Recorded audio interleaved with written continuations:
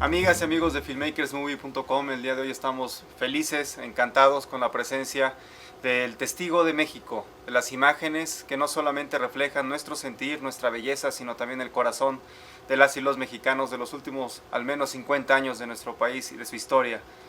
Y queremos saludar con mucho cariño y para mí un honor, el maestro Demetrio Muy amable, Bilbatua. Iván. Maestro, Iván, me da enorme. mucho gusto estar con gente joven que entiende lo que es el testimonio que hemos hecho a través de más de 50 años del acontecer de México, y con mucho gusto estamos aquí contigo. Muchas gracias, maestro, es un honor. Y bueno, pues estamos, digamos, enmarcando esta entrevista en una serie de reconocimientos que ha recibido el maestro Bilbatua, además del Premio Nacional de la Comunicación, entre otros, que recientemente se han dado homenajes en diferentes universidades, la muestra de sus películas en Europa, recientemente estuvo en Barcelona, y el día de hoy queremos hacer esta semblanza a través de Bilbatua, Testigo de México, este libro maravilloso que fue publicado y presentado este año, y tenemos imágenes detrás de la historia de vida a través de las imágenes que han no solamente acompañado la palabra, el pensamiento, la poesía de México, sino dando de corazón con Demetrio Bilbatua. Maestro. Iván, te voy a decir algo, no me gustan los elogios, pero trato de merecerlos, así que está bien. Gracias, maestro. Maestro, queremos platicar en un principio, para todos nuestros amigos de América Latina, sobre el significado de la imagen como tal en alguien que tiene más de 1000 documentales, y del documental en sí. Mira, esa es una pregunta que yo me la hice desde muy joven, cuando encaré la posibilidad de ese lenguaje que tenía con una cámara de cine 35 milímetros en mis manos, y era un mundo para mí que quise hacerlo con un ritmo, con una continuidad que era muy diferente a lo que se hacía en aquella época en toda Latinoamérica, México, Argentina, Chile. Este era un cine que tenía otro ritmo, no era el cine de don Gabriel Figueroa, que había imágenes que duraban 31 minutos en pantalla y rompían lo que es la continuidad de saber contar una historia. Y eso fue lo que hice que un cine de documental mucho más dinámico que el que se vivía en la época y que coincide con lo que ahora ustedes los jóvenes hacen en la actualidad. Eso es un cine que aprendí a entender, a conjugar imágenes, es decir, así como la gramática, ortografía, prosodia, yo en cada encuadre tengo una sintaxis para entender lo que yo quiero decir, y los cortes en la edición fue lo que fue dando el ritmo de lo que se pretendía, que era una novedad, y siempre usé la palabra como un complemento de la imagen, que dijese lo que la imagen no dice, que la palabra le aportase a la comunicación visual el complemento que era necesario para que resultase más didáctica, por así explicarme en una forma sencilla. Maestro, usted llega a México, para remontarnos al origen de usted, con la fotografía, desde la familia misma, el contacto no solamente con la fotografía, sino después con el cine como tal. ¿Cómo es ese proceso del niño que llega? Usted nació en Vigo, en España, su viaje es un viaje del exilio, de tremenda guerra civil española, dramático. Claro. En sí mismo usted es un testimonio de esa etapa y también de la llegada a México.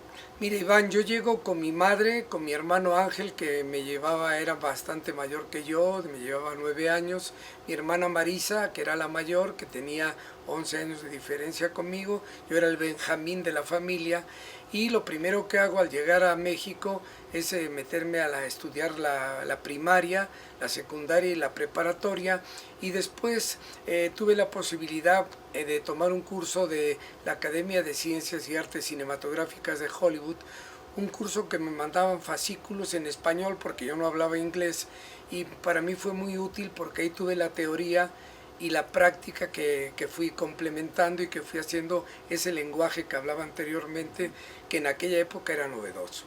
Y además el contacto con las películas que le dieron también una identidad a diferentes movimientos sociales, y lo digo precisamente por su historia de vida.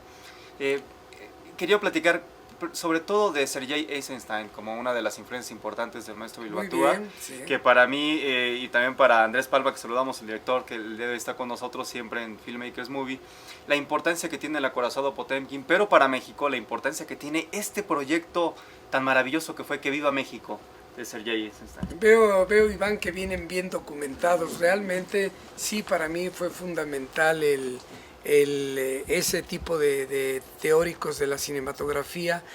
Piensen que Acorazado Potiomkin fue hecho en 1924, todavía entraba en la etapa de la transición al cine hablado, y Eisenstein para mí fue un pilar porque ese ritmo, esa continuidad que él tenía de sus encuadres y después del ritmo visual, Las escaleras de Odessa, sí, es un ejemplo de edición y de gramática visual a través de un lenguaje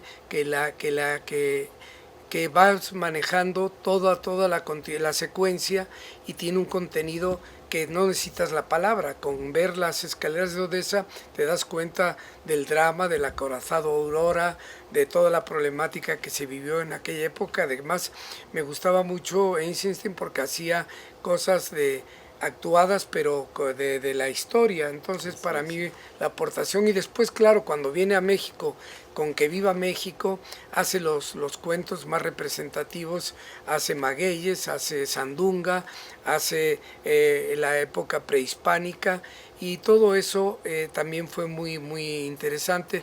Lástima que la película no terminó lo que él quería decir, porque al final él le encantó México y se quedó en México y ya no pudo terminar lo que era la edición, que era el gran arte de Eisenstein. Pero yo, perdóname de que me remonte, a mí el parteaguas de mi vida no fue tanto Eisenstein, fue David W. Griffin. Intolerancia y el nacimiento de una nación. Sí, muy bien. Intolerancia y nacimiento de una nación, yo veo que ya ese ritmo, esa continuidad tiene mucho sentido en aquel cine que era de principios del siglo. Claro, del siglo hace 100 XX. años, están cumpliendo 100 años del nacimiento de una nación. Es verdad, nacimiento de una nación. Así es. Claro, eso para mí fue de lo más rico, y de que decía yo, bueno, ¿por qué no tenemos esta dinámica? El secreto era la edición era fundamental, y la edición de aquella época del cine mexicano, me refiero concretamente, era muy plástico, muy bello. Las imágenes de don Gabriel Figueroa, que yo discutía con él de repente, maestro, le decía, sus imágenes me parecen impactantes, era blanco y negro, era claro. Escala de grises, la escala de grises era apasionante, sí, bellísimo. No como estos malditos que ahora tienen el color, es envidia. Sí. Y en esa escala de grises, él metía un filtraje de filtros rojos que ponía el cielo muy negro, las nubes muy blancas, y hacía una escala de grises. Enamorada sí, o María Candelaria. Claro. María Candelaria, Pedro Armendáriz a caballo, que duraba 3 minutos la secuencia de él. La secuencia de la perla. Así es, sí, pasando de un lado a otro. Sí. Yo decía, sí, plásticamente es preciosa, pero contar una historia que es la esencia fundamental, decía yo, bueno, pues a ver cómo hace ese tratamiento creativo de la realidad, que eso yo lo fui conjugando con otro sentido totalmente diferente. Y Griffin fue muy importante. Otro que fue muy importante es Robert Flaherty con Nanut el Esquimal. Nanut el Esquimal para mí es un ejemplo del primer cine documental con un gran sentido humano, con ese concepto que nada más explica así, tratamiento creativo de la realidad, porque él se fue a Alaska y filmó a Nanut, y es una historia que para mí me impactó en aquella época, y te podría estar contando de la historia del cine muchas anécdotas. Hay una parte que también fue fundamental en entender el lenguaje de la imagen, y era el neorrealismo italiano. Vittorio De Sica, La Tuada, Visconti, Rossellini hicieron una escuela que para mí fue fundamental. La cámara a las calles. Así es. No había dinero, había que irse a la cámara a la calle, ladrones de bicicletas, Stromboli, que también puede considerarse Roma Ciudad Abierta. Roma Ciudad Abierta, Giuseppe De Santis estuvo ahí. En fin, ese cine neorrealista italiano fue un ejemplo. Yo tuve la suerte, la fortuna de convivir con un Luis Buñuel, que era un genio de la cinematografía, y yo le discutía este tipo de cosas que estoy hablando contigo. Sí, que vienen en el libro, por cierto. Sí, y don Luis me decía, mira, joven Bilbatúa, el cine se hace en el escritorio. Digo, don Luis, perdóneme que yo ahí difiera.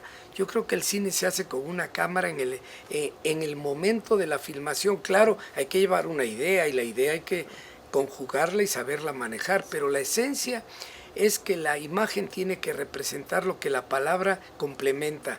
No, y claro, don Luis que era neorrealista con Bretón y todos Sí, claro. estos, ellos hacían un cine que era un cine muy diferente a lo que yo, y entonces claro, después de unos martinis que iba a mi casa de vez en cuando a comer con su hijo Juan Luis, que le mando un saludo cariñoso donde quiera que se encuentre, pues eran unas discusiones de lo más agradables. Él un día me dice, bueno, pero joven Bilbatúa, tú te estás vendiendo al gobierno. Digo, pero don Luis, yo me vendo al gobierno para poderlo tener usted aquí en mi casa. Y ahí sí. Ahí seguíamos la discusión. Y en esta conexión de personalidades también, hablando del maestro Figueroa, usted tuvo una conexión especial con Alex Phillips, hijo del gran fotógrafo Alex Phillips, que además, entre otras grandes cintas, La mujer del puerto, entre otras películas, que de alguna manera definieron la fotografía mexicana, Alex Phillips y Gabriel Figueroa. Y yo quería hacer una pregunta dual, la relación con Alex Phillips, hijo, y también la relación que tuvo en este momento de llegada a México con allá en el Rancho Grande de Fernando de Fuentes. Bueno, para ir cronológicamente, tu pregunta lleva unos años de distancia.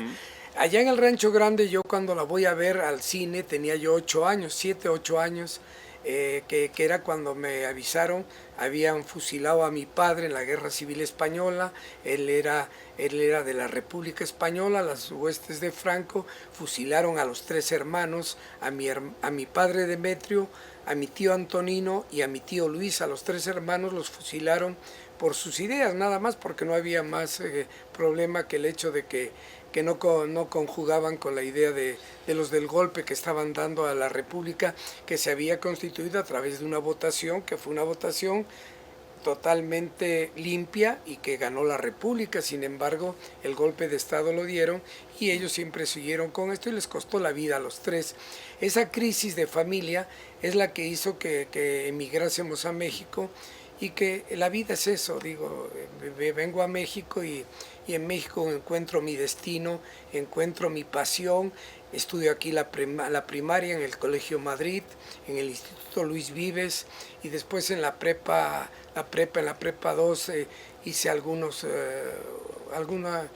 un curso que tomé, y eso fue mi conocimiento teórico de lo que era el momento que se estaba viviendo. Y tuve la suerte de que don Gabriel Figueroa, que era primo hermano de López Mateos, que eso la gente no lo sabe, y al ser primo hermano de López Mateos, cuando era candidato para la presidencia de la República, te hablo de los años 50, le dice, Gabriel, quiero que filmen un testimonio de toda mi presencia en la gira, y él nos recomendó a Alex Phillips Jr., a mi hermano Ángel y a mí.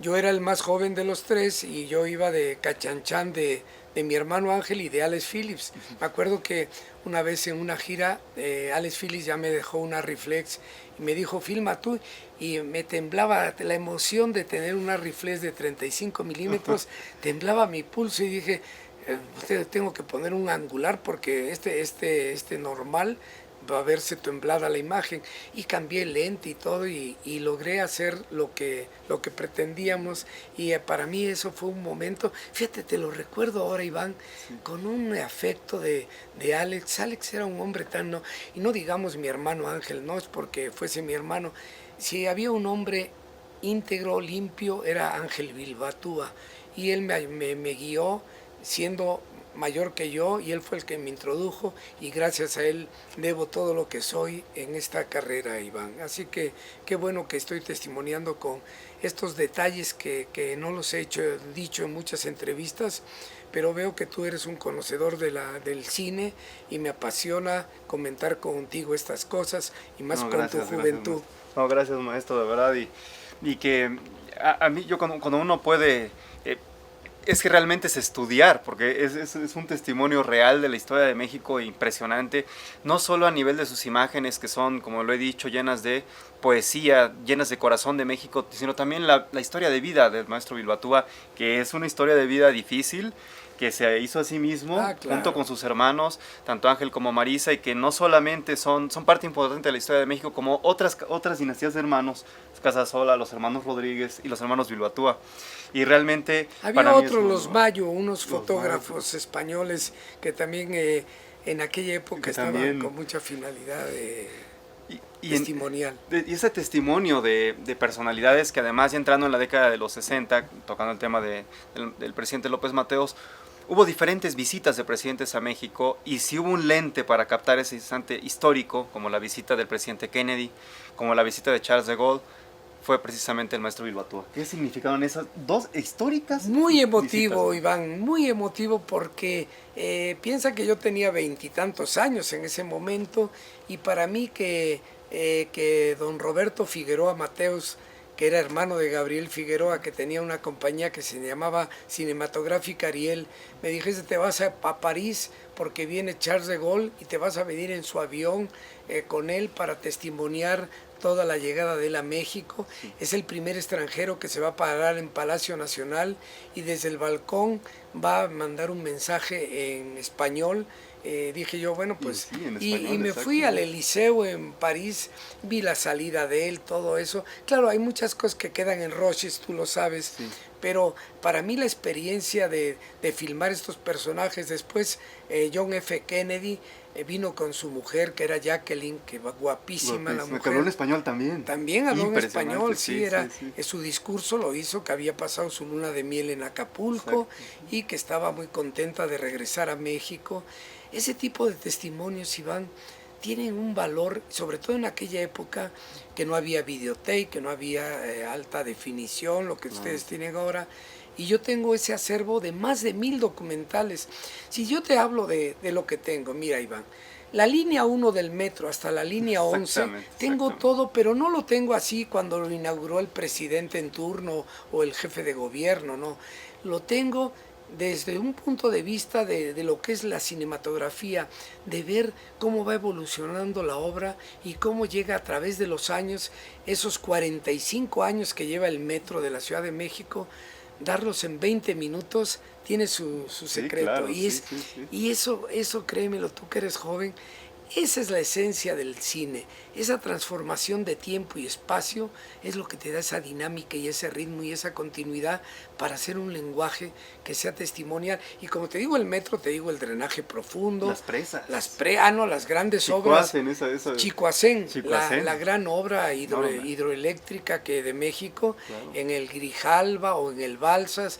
Todo eso lo he testimoniado. Las primeras autopistas, carreteras que había en México.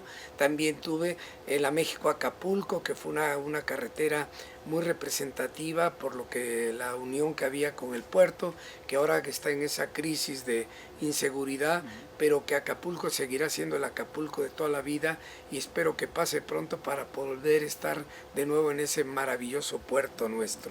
Sí, maestro, y es que justo cuando el maestro Bilbatúa comienza esta historia maravillosa de más de 1000 documentales, México se encuentra en una etapa también de transición política y económica. Había pasado la etapa de la posrevolución, también se encontraba el desarrollo estabilizador que económicamente hacía la producción de leche en México. Así es. Y en ese momento inicia la historia también visual del maestro Bilbatúa. Y por eso es lo que yo le quería preguntar, maestro, es que usted fue testigo de esa transformación, no solo justo a la mitad del siglo, sino también de una nueva etapa del México, no solamente políticos, sino también movilizaciones sociales, en eventos culturales y demás. Fue un espectáculo de movilización social en todos los sentidos, artístico, visual y también infraestructura, y ahí estuvo su lente. Claro, lo que tú estás comentando es lo que yo viví y que lo tengo en mi mente todavía, y lo tengo a través de esas filmaciones, que de verdad como un testimonio de México que no lo hay. Es decir, esto que yo le estoy donando al pueblo de México son más de 1000 documentales, Iván.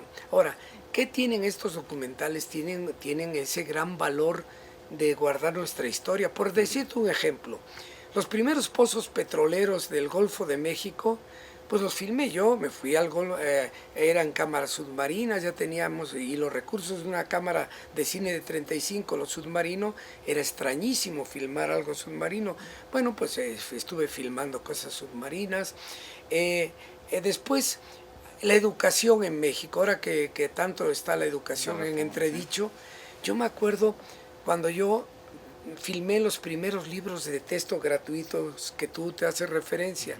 El libro de texto gratuito era un momento culminante de la evolución de este México que estamos viviendo. Y no es que yo quiera hablar bien del gobierno, eso es relativo, hay claroscuros como todo en la vida. Sin embargo, el libro de los desayunos escolares, si estoy hablando de educación, también los primeros desayunos escolares a nivel mundial los dábamos en México. Los niños llegaban a la escuela y les llevaban el desayuno del INPI, que era Instituto Nacional de Protección a la Infancia, y tenían su desayuno ahí en su pupitre para poder alimentarse. Ese tipo de detalles muy humanos los he testimoniado, pero claro, ahora están discutiendo que con los maestros que mejor es que vivan lo que la historia les está diciendo. Vean esta cronología del tiempo y vean que la educación en México pues tiene sus méritos también, y no por eso soy gobiernista ni nada. Es la realidad que lo testimonié, así como eso también te hablo de claroscuros. El 68 fue terrible, pero también paralelamente al 68 vino la Olimpiada de México, yo hice la película oficial de la recepción del fuego olímpico en Teotihuacán. Bueno, pues bajo mis órdenes había 5,000 bailarines que tenían que llevar una coreografía del poema de Nezahualcóyotl, que era bellísimo, que decía: amo el canto del cenzontle, pájaro de 400 voces, amo el color del jade y el enervante perfume de las flores, pero amo más a mi hermano el hombre. Ese poema, llevado a ese año, fue de un impacto a nivel mundial increíble, porque hicimos una película con todo ese bailable, y eso queda también como testimonio de México.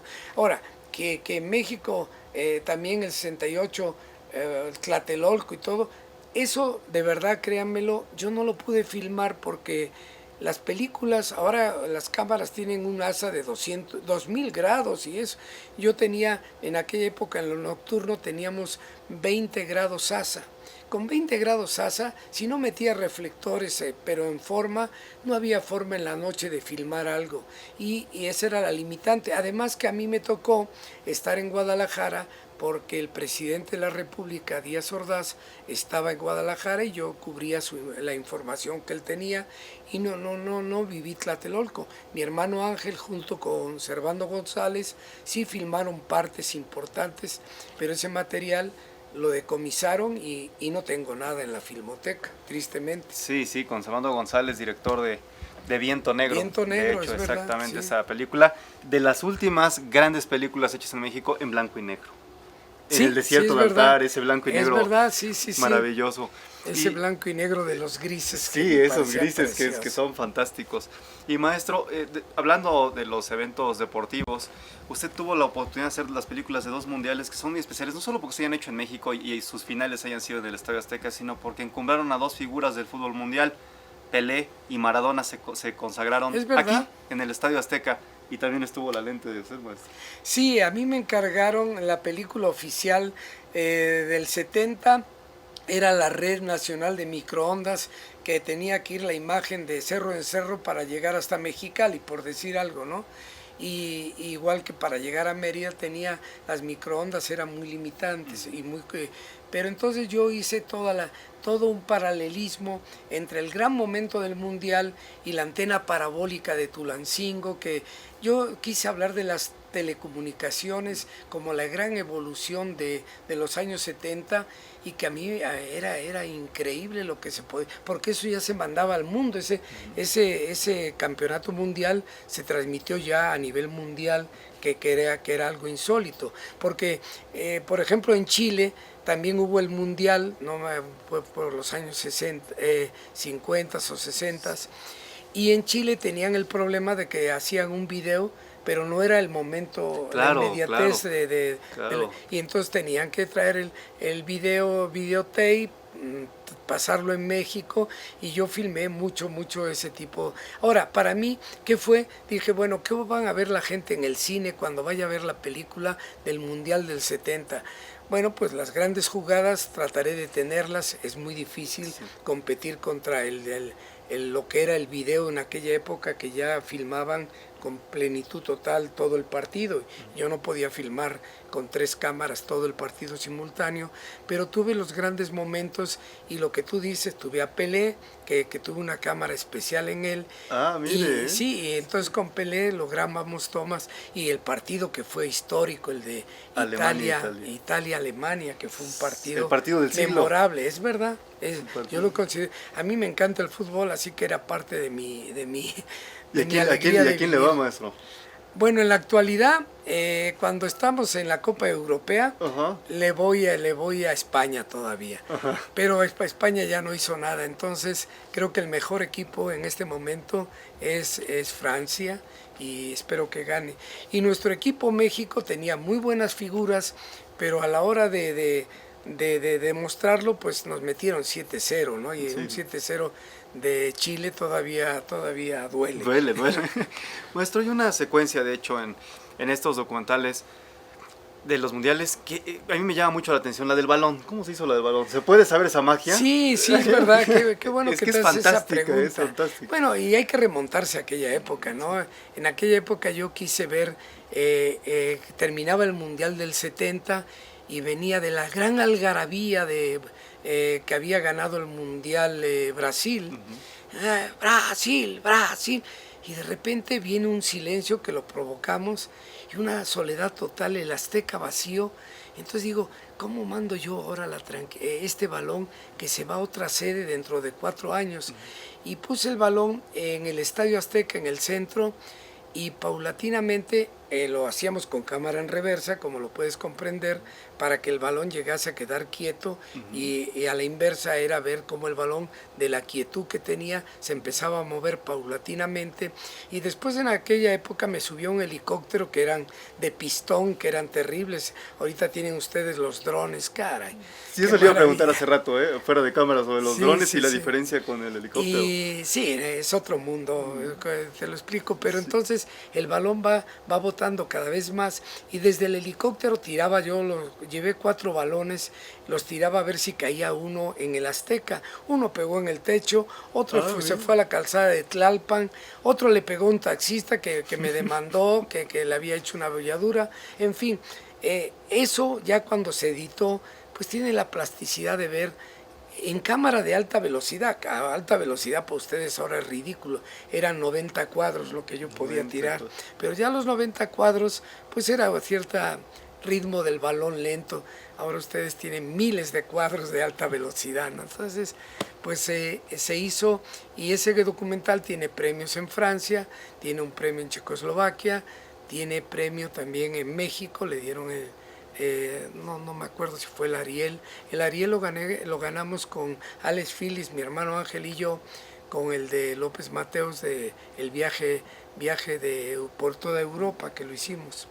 Sí, para mí hay una sensación muy especial que refleja el lente de Demetrio Bilbatúa en el cine, y es el reflejo de la naturaleza de México en el cine a través de sus documentales. Sí. Me refiero a las cascadas, me refiero a los volcanes. Claro. Eso es lo que yo también quería abordar, porque para mí es mi favorito, es esa parte eso se une con de la naturaleza. Es bellísimo. Yo cuando conocí todo el país, al recorrer el país, el lugar más recóndito, yo estaba ahí, ¿ves? Que te vas a la selva de Chiapas, o te vas al desierto del Vizcaíno, o te vas a donde sea, yo estuve presente. Y entonces vi que México tenía una gran riqueza natural. Y un día yo conocí al presidente de Grupo Modelo, don Antonino Fernández, y él me decía, ya no quiero mujeres que usted me ponga ahí con la Corona, o con la Negra Modelo, con la Victoria. Quiero verlo sin la presencia de la mujer porque el producto tiene calidad. Entonces le dije, mire, como el producto tiene cebada, tiene malta, ¿por qué no lo equiparamos con la naturaleza y hacemos un paralelismo entre la naturaleza y la cerveza? Porque además de la cerveza tiene mucho de la naturaleza. Le gustó la idea, le hizo un primer documental que fue Las cascadas de Agua Azul en Chiapas.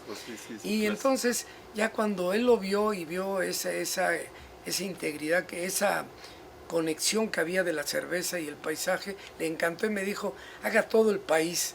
Y dije, bueno, pues me encanta la idea. Y entonces, como yo conocía todo el país, escogí de cada área una belleza representativa. Por ejemplo, San Luis Potosí, hice la cascada de Tambul, que es bellísima. Allá en la Baja California hice el desierto del Vizcaíno, en Sonora hice otra cosa, en Nuevo León otra, y recorrí todo el país. Hicimos un comercial por cada estado de los 32 estados, tocando el Distrito Federal, porque aquí dije, bueno, ¿y qué hago de la naturaleza? Hice Xochimilco, y Xochimilco se prestó con una soledad, no queríamos ver nada del ser humano, era todo natura, natura, natura, y eso también a mí me gustó mucho.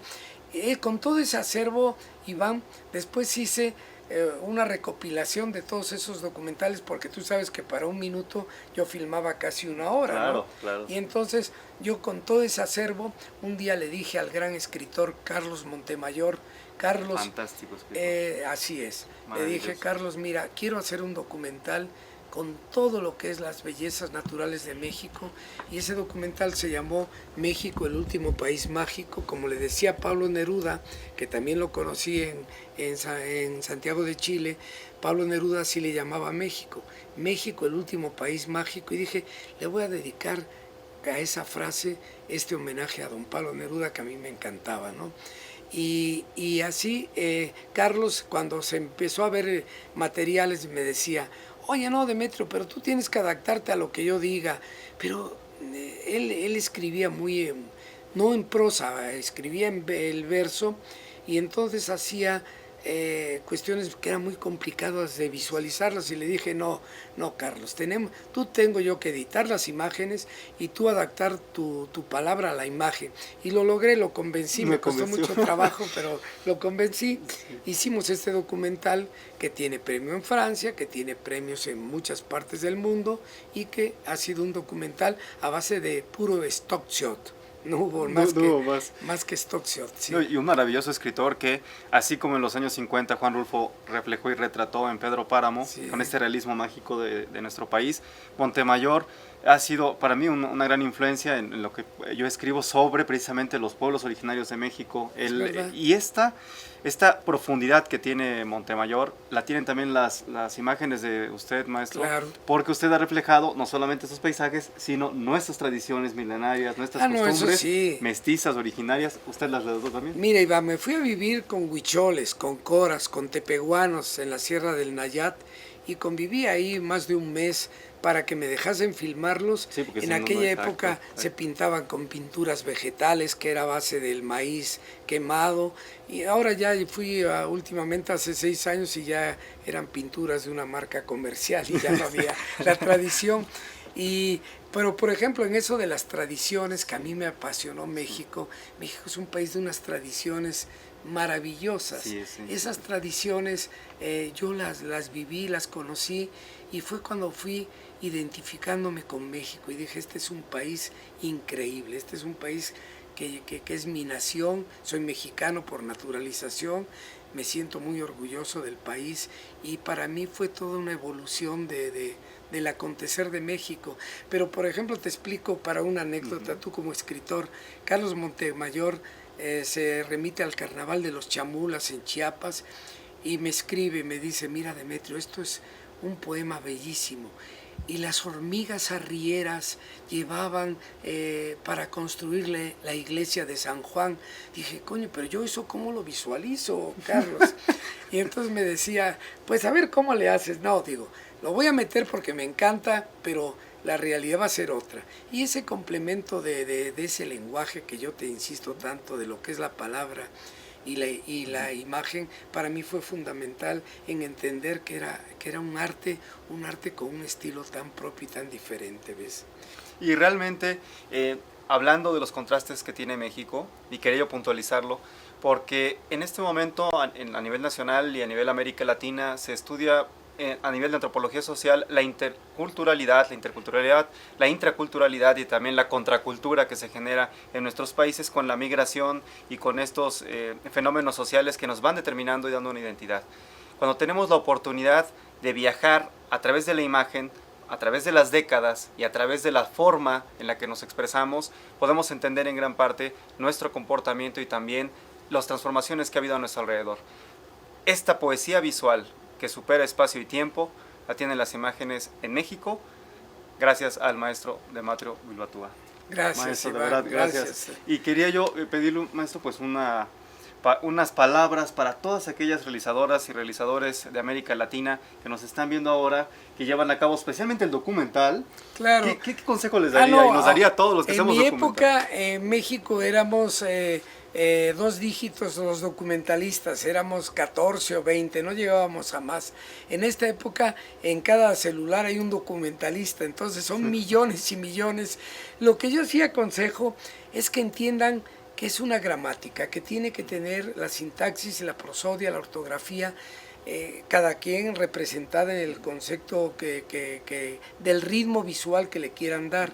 Ese lenguaje, si ponen un primer plano, el campo, el contracampo, todo tiene que tener un sentido, ¿no? Nada es gratuito en la vida y sobre todo en el arte. El arte, para expresarse con propiedad, hay que entenderlo. Por eso, lo primero que les digo, que el cine documental es, como yo lo concibo, el tratamiento creativo de la realidad, no hay más.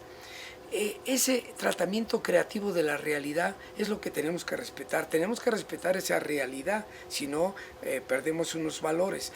Pero de eso, si te remontas a 100 años atrás, Flaherty lo hacía en Nanut el esquimal, por decirte algo, y ya respetaba esa realidad de los esquimales, y Grierson también, el inglés, con aquellos documentales que hacía de la pesca, del atún, todo esto, para mí era un ejemplo que decía yo, qué maravilloso es que dentro de lo didáctico, que no hay que olvidar, hay que sentir que hay un arte, que lo hay que expresar y que lo hay que conjugar y que hay que darlo.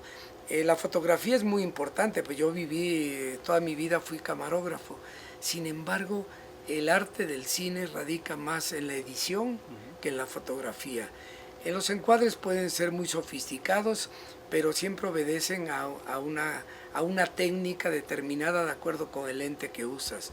Pero la edición es lo que te da esas transiciones. Una disolvencia que ahorita las veo a cada rato, me da un coraje porque para mí disolvencia era punto y aparte. Hablando del lenguaje, claro, de la palabra, era punto y aparte. Entonces yo cuando hacía una disolvencia era que nos íbamos a otra época, o a otro momento, o en un flashback que quería recordar. Eso ya se perdió, las disolvencias ya las hacen gratuitamente y como te digo disolvencias, te digo 1000 cosas, tildeos, paneos, todo obedece a una nueva tecnología que ustedes tienen esta maravilla. Lo que te hablo, los drones son fantásticos. Cuando yo veo un dron, en las posibilidades que tiene el dron, yo me tenía que salir de un helicóptero de pistón que iba temblando, pero terrible. La cámara tenías que tenerla en la mano y tenías que tener un lente muy angular para que la vibración no se... porque el pistón del helicóptero era terrible. Entonces ahora cuando veo esas tomas con esa plasticidad, me dan una envidia buena. Sí. Y van, digo, concho, qué maravilla lo que tienen estos jóvenes en la mano. Ahora estamos haciendo esta entrevista con un micrófono desde la cámara, y eso también me parece inconcebible, ¿no? Yo la Mitchell, una cámara que era, no te exagero, si no era 50 o 100 veces más grande que la que nos está filmando, la Mitchell, el blindaje que yo tenía que hacer para que no se sintiese el ruido del engranaje de la Mitchell, pues era un blindaje que pesaba 60 kilos. ¿Tú sabes lo que son 60 kilos? 60 ponerle de blindaje a una cámara. Pues eso es la evolución de la tecnología. Pues yo tenía el laboratorio quizá más grande de América Latina, que era New Art Digital. Cuando viene esta tecnología, el laboratorio lo tengo que cerrar porque ya el celuloide, ya no hay que revelar celuloide, porque la calidad que está dando la alta definición, el 2K, el 4K, pues yo digo pues ya muy poco. Todavía sigo insistiendo que el cine tiene su encanto. Sí. Claro. El arte de la edición es totalmente diferente. Totalmente.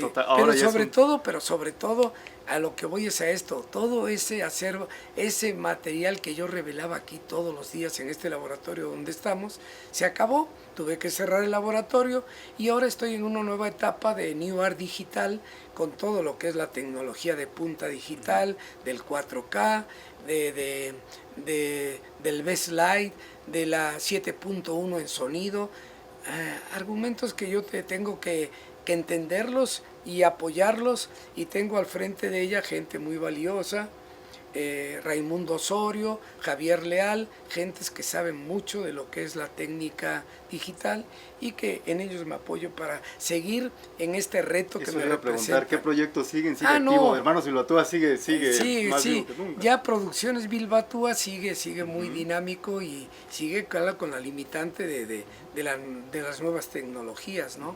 Pero seguimos acumulando acervo, y ese acervo, de verdad que tú lo has valorado, es impresionante. Bueno, ahora la gente está viendo imágenes nuestras a través de esto, pues eso nos da idea de lo que representan en mi acervo, ¿verdad? Y maestro, yo estoy disfrutando y aprovechando el tiempo, porque ya estamos abusando, ya vamos a cerrar, pero hace rato vimos imágenes, y lo podrán ver a través también de algunas imágenes que mostraremos en Filmmakers Movie. Lo meterán en off, ¿verdad? Claro, lo vamos a meter. Claro, yo creo que el off es imágenes del maestro en la filmación. Digo esto porque lo escuché de viva voz, de la filmación de la película de John Huston que se hizo precisamente La Noche de la Iguana en Puerto Vallarta, en Jalisco, y estaban Deborah Kerr y también Richard Burton. ¿Cómo fue esa experiencia? Bueno, eso ahí fue que don Gabriel Figueroa, que era el camarógrafo de la película, me quería mucho y me recomendó para ir a filmarlos ahí. Estaba también Liz Taylor, pero Liz Taylor no quería salir porque era novia de Richard Burton, no intervenía en la película, pero intervenía en su vida sentimental. Y entonces no, por ningún motivo. Ava Gardner sale en esa. Sí, también claro, sale Ava Gardner, claro, sí. Era John Huston dirigiendo. John Huston ahí. Para mí fue un placer. Don Gabriel Figueroa me consiguió eso, y además ellos posaron para mi cámara. Ellos dijeron, bueno, pues que ya terminamos el corte, sí.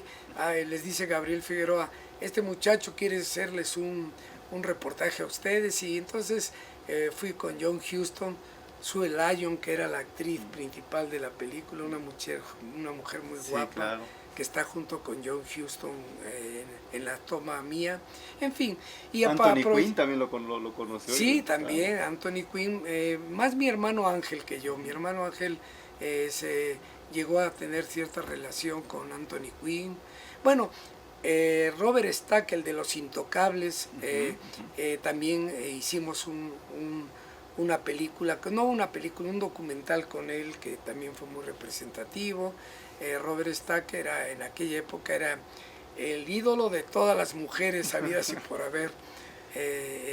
Era una serie muy bonita que se llamaba Los Intocables, que se pasaba en la televisión a nivel mundial con gran éxito. Sí. Es interesante cómo los títulos de las películas salen. En el momento que me decía el maestro de Los Intocables, precisamente en Los Intocables de Brian De Palma se repite la escalera de Odessa de la Corazón como un Potemkin. Homenaje, se lo hizo Brian De Palma con un homenaje a Eisenstein. Exactamente. Bueno, Eisenstein tiene que viva México. Si tú te profundizas en esa película, tenía secuencias. A mí la de Magueyes, que el hacendado que corren los caballos sobre la gente, los peones que los destrozan, eso es increíble.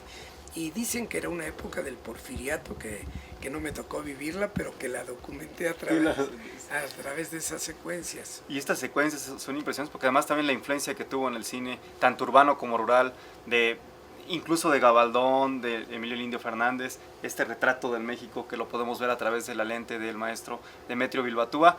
Y quería yo agradecer, por supuesto, a la producción con Perla Atanasio, al director Andrés Palma, que está con nosotros, y también agradecer a tanto Arturo Huerta como Francisco Javier la oportunidad de contactarnos con el maestro Bilbatúa. Y quiero hacer una analogía. En los años 20, justo al final de los años 20, se han mencionado películas de los años 20 se que ve son que le gusta el fundamentales. cine a Palma, se ve que le gusta Sí, el no, no, cine, es un sí, cineasta. porque ya lo estoy muy metido ahí en la cámara. En esta fantástica década de los años 20, donde realmente surgen grandes directores, como están el mismo Luis Buñuel, sus primeras películas, Chaplin, que tuvo sus grandes obras maestras en los años 20. A finales de los años 20 hay una película en especial, que es quizá considerado uno de los mejores documentales y películas de la historia del cine. Recientemente en la edición 2012 de la conocida revista británica estuvo en los primeros 10 lugares, y es El hombre con la cámara en mano, The Man with the Movie Camera. Aquí tenemos a un hombre con la cámara en mano, además de Andrés que está ahí atrás con la cámara en mano, que ha retratado realmente desde su lente, desde su cámara, desde su visión a México y a otras partes del mundo. Nuestro testigo de México, Demetrio Bilbatúa. La cámara de Bertot, la cámara en mano de él, yo no coincidía mucho porque los planos eran larguísimos. A mí me gustaba editar. A mí, sí. Cuando un plano duraba más de 10 segundos, ya me empezaba a poner, aunque fuese plásticamente muy bello, había que cortarlo. Pero esa analogía de alguien que realmente tiene. Y quería comentarles, son más de 1000 documentales los que se están dando en este legado que nos entrega su trabajo, su vida, nos está dando su vida a la Secretaría de Educación Pública. ¿Cuántos años detrás del lente? Imagínense, más de 1000 documentales. ¿Cuántas horas? Son 60 años, yo empecé muy joven, a los 60 años de actividad cinematográfica, toda en México, eso sí. Hay que también remontarse en el tiempo y ver que no era muy complicado filmar, Iván, no era lo que ahora ustedes tienen, que es lo portátil de una cámara, el sonido directo, que nosotros no teníamos sonido directo, era grabar y la nagra, y después de la nagra tratar de sincronizar, el lip sync no coincidía, en fin, eran 1000 factores que ahora ustedes lo tienen resuelto, maravilloso. Pues maestro, quiero agradecerle infinitamente la oportunidad, del tiempo, la charla, y a todos ustedes, Iván, por estar detrás del lente. Gracias, Iván. Gracias de verdad, maestro, es un placer, un honor estar con el testigo de México, el maestro don Demetrio Bilbatúa. Gracias de corazón. Saludo a toda América Latina. Gracias. Igualmente, si va a América Latina. Sí, pues un mensaje ya para toda la gente de Chile, Argentina, Colombia, España, Brasil. Tengo una película que se llamó El Valle Sagrado del Urubamba, que la fui a filmar a Perú, y que estuvo en la terna del Oscar en Hollywood. Claro, yo era el camarógrafo en aquella época. Dirigí la película, pero los productores era Antonio Velasco Piña, que es un gran escritor, La mujer dormida debe dar a luz, una serie de escritos esotéricos que no coincidían mucho con Velasco Piña. Sin embargo, ese documental tuvo también el Ariel, en fin, tuvo muchos premios muy representativos, y lo fui a filmar a Perú. Tanto sin un guión, ahí también demuestro esa teoría de que el documental hay que hacerlo en el lugar. Sí, nos ha pasado. Yo llegué a Machu Picchu y vi Cusco y dije el camino del Inca, y recorrer todo ese camino, para mí se me hizo emocionante, y es un documental de los más representativos de mi trayectoria como cineasta, El Valle Sagrado del Urubamba. Pues bueno, aprovechando entonces un saludo para todos los países que nos siguen a través de esta plataforma de Filmmakers Movie. En Chile estuve mucho tiempo, en Argentina también, estuve en Bariloche, estuve en Brasil filmé los carnavales de Brasil, Perú también estuve mucho, Bolivia, la foto de la portada de mi libro está en el aeropuerto de Bolivia. Bellísima portada. Este era un aeropuerto con un DC-6, que era el avión más moderno que había en aquel momento, y esto lo hicimos pues hace ya 50 años de esto. Esta foto es bellísima, más de 50 años, sí. Era en 16 milímetros, era una bola Spayar. Todavía no tenía yo la reflex. ¿Y conserva algunas de sus cámaras? Sí. ¿Están en su sí, museo? Aquí las tengo. Voy a hacer un museo, una museografía, y voy a recopilar todas esas cámaras. Pues estaremos muy pendientes, maestro. Sí, porque... y después a ver si nos da chance el maestro, vamos a hacer después, sí, claro, pues un especial sobre sus estudios de Coyoacán que están ahí, donde se encuentra el museo. Creo que sería fantástico hacer una cápsula especial Me de ese encanta lugar. la idea, me encanta porque además se va a venir todo para acá, entonces es un momento para testimoniar ahí con Universal Pictures, que es la mayor que está manejando la propiedad y que yo tengo un área ahí para el Centro Cultural. Sería fantástico Hermanos esa Bilbatúa. transición. Muy bien. Claro que sí, maestro. Pues muchas gracias. Encantado. Un abrazo de verdad de corazón y gracias Encantado. por toda su enseñanza. Gracias a todos y nos vemos pronto en el siguiente encuentro. Gracias. Encantado.